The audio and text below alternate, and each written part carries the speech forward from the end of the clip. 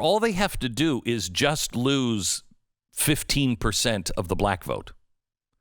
Have you noticed the makeup of a lot of these crowds that are still protesting out there, burning cities down?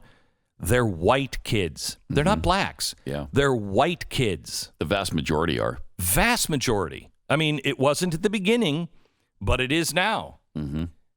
They're burning down those communities. And everyone is very well aware that the left and the Democrats are doing nothing to stop it. They are endorsing. Look at Bill Maher.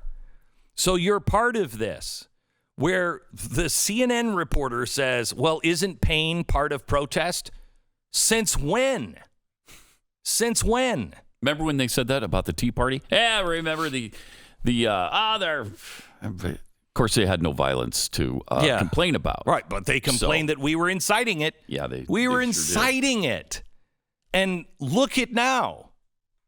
I just don't think people are for it, and I don't think it's just going to go the way the Democrats hope that it's going to go. Let me give you one more thing. Remember, if you look at the groups that the Democrats have carefully fostered, because they go after groups. They don't go after just people. They go after groups. So one of them that they've had lockstep with forever is African Americans. That's shimmying apart. If Donald Trump can grow that by 5% and hurt the Democrats by 5%, and then all the damage that they're doing themselves, that alone could swing the election to be a much wider victory than it was before. But listen to this. A poll published by the Nonpartisan Jewish Electorate Institute and conducted by Gerhard Yang Research surveyed 880 likely voters online from September 2nd through September 7th and has a margin of error of 3.5. What they found was, now this is going to sound like a blowout, but it's not in comparison to former years. Vice President Joe Biden leads President Donald Trump in Jewish voters 67% to 30%.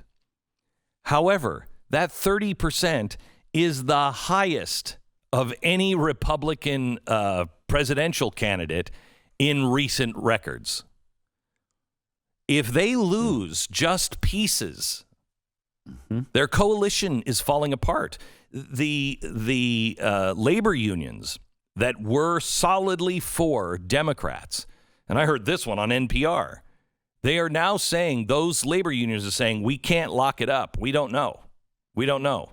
There is a divide in the labor unions. There wasn't a divide before. Wasn't a divide. And if you're in a labor union, are you going to say you're voting for Donald Trump? Nope.